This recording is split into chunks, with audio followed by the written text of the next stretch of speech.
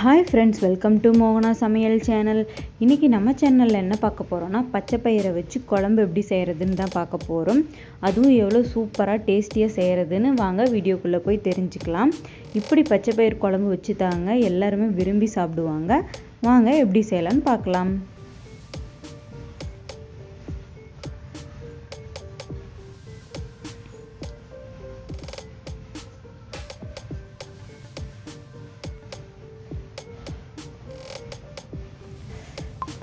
Hi friends, நான் இன்றைக்கி பச்சை பயிர் குழம்பு செய்கிறதுக்கு 1 டம்ளர் பச்சை பயிர் எடுத்துக்கிட்டேன். பாருங்கள், இந்த டம்ளர் அளவில். இப்போ இதை நல்லா வாஷ் பண்ணி எடுத்துக்கலாம். பச்சை பயிரை பாருங்கள், இந்த அளவுக்கு நல்லா வாஷ் பண்ணிவிட்டு ஒரு 2 டைம் 3 டைம் வாஷ் பண்ணி எடுத்துக்கோங்க. வாஷ் பண்ணதுக்கப்புறம் அதை குக்கரில் மாற்றிடலாம். குக்கரில் இந்த அளவுக்கு எல்லாத்தையும் மாற்றினதுக்கப்புறம் இதுக்கு அளவுக்கு தண்ணி நான் இன்றைக்கி ஒரு 1.5 சொம்பு தண்ணி அளவு எடுத்துக்கிட்டேன். முழுகிற அளவுக்கு இருந்தால் போதும் பருப்பு. இது கூடவே காரத்திற்கேற்ப பச்சை மிளகாய் இல்லைனா வரமிளகாய் உங்களுக்கு தகுந்தாப்பில் சேர்த்துக்கோங்க. நான் இன்றைக்கி வரமிளகாய் சேர்த்துக்கிட்டேன். கூடவே சின்ன வெங்காயம், பூண்டு அதையும் சேர்த்துக்கோங்க. அது கூட 1 டேபிள் ஸ்பூன் சீரகம், கூடவே தேவையான அளவு உப்பு சேர்க்க நான் கல்லுப்பு சேர்த்துக்கிட்டேன். அது கூட ஒரு 3 தக்காளியை நீளவாக்கில் நறுக்கி அதையும் அது கூட ஆட் பண்ணிக்கிட்டேன். இப்போ இதை குக்கர் மூடி அடுப்பில் வச்சிடலாம். ஒரு 4 விசில் வந்ததுக்கப்புறம் அடுப்பை ஆஃப் பண்ணிடலாம்.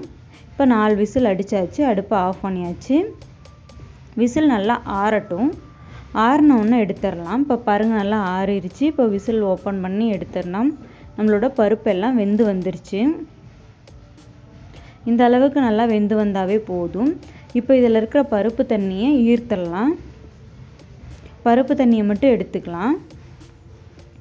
எடுத்ததுக்கப்புறம் அது ஒரு பாத்திரத்தில் மாற்றி இந்த அளவுக்கு நல்லா மத்த வச்சு கடைஞ்சி எடுத்துக்கலாம். இதே மாதிரி நீங்களும் ஒரு சருவத்தில் மாற்றி இந்த மாதிரி கடைஞ்சி எடுத்துக்கலாம். இல்லைன்னா மண் சட்டியில் கூட கடைஞ்சி எடுத்துக்கலாம்.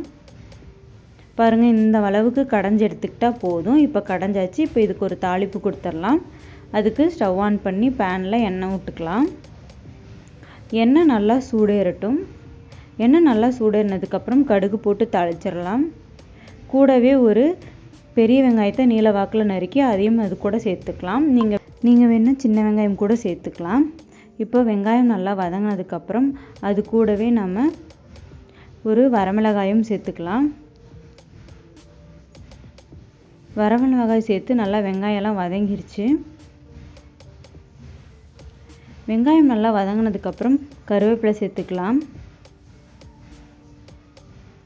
அது கூடவே கத்திரிக்காயும் சேர்த்துக்கலாம். ஒரு கத்திரிக்காய் 4-5 நீளவாக்கில் நறுக்கி அதையும் இது கூட ஆட் பண்ணிக்கிட்டேன். கத்திரிக்காய் கூட மசாலாலாம் சேர்த்துக்கலாம். 1/4 டீஸ்பூன் மஞ்சள் தூள், 1 டேபிள் ஸ்பூன் மிளகாய் தூள், 1/4 டீஸ்பூன் சாம்பார் தூள் இதெல்லாம் சேர்த்து நம்ம கலந்து விட்டுக்கலாம். ஏன்னா நம்ம பச்சை பயிர் பருப்பு குழம்பு தானே செய்ய போகிறோம். இது கூடவே அந்த பருப்பு தண்ணியும் இது கூட ஆட் பண்ணிக்கலாம். ஆட் பண்ணி நல்லா கலந்து விட்டுக்கலாம். லோ டு ஹை ஃப்ளேமில் கத்திரிக்காயை நல்லா வேகட்டும் பருப்பு தண்ணியிலேயே. இப்போ பாருங்கள், ஆஃப் குக் ஆகிடுச்சு கத்திரிக்காய். இந்த அளவுக்கு வெந்தால் போதும். இப்போ இந்த ஸ்டேஜில் நம்ம கடைஞ்சி வச்ச பச்சை பயிர் குழம்பை இதை ஊற்றிடலாம்.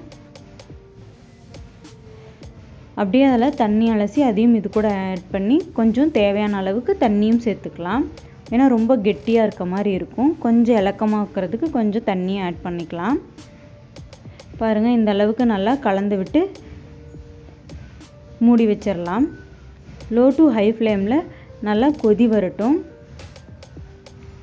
மோகனா சமையல் சேனலை ஃபஸ்ட் டைம் பார்க்குறவங்களா இருந்தால் மறக்காமல் சேனலை சப்ஸ்கிரைப் பண்ணிக்கோங்க. கூட பெல் பட்டனையும் தட்டிக்கோங்க. அப்போ தானே போடுற வீடியோ உங்களுக்கு தொடர்ந்து அப்டேட் ஆகிட்டே இருக்கும். இப்போ பாருங்கள், லேசாக கொதி வந்துருச்சு. இப்போ நல்லா கலந்து விட்டுறலாம். இப்போ பாருங்கள், நல்லா பச்சை பயிர் குழம்பு நமக்கு நல்லா கொதி வந்துருச்சு. இப்போ இதை நல்லா கலந்து விட்டு வேகட்டும். இதை நல்லா வேகிற கேப்லேயே ஒரு சின்ன நெல்லிக்காய் சைஸ் அளவுக்கு புளி ஊற வச்சுருங்க.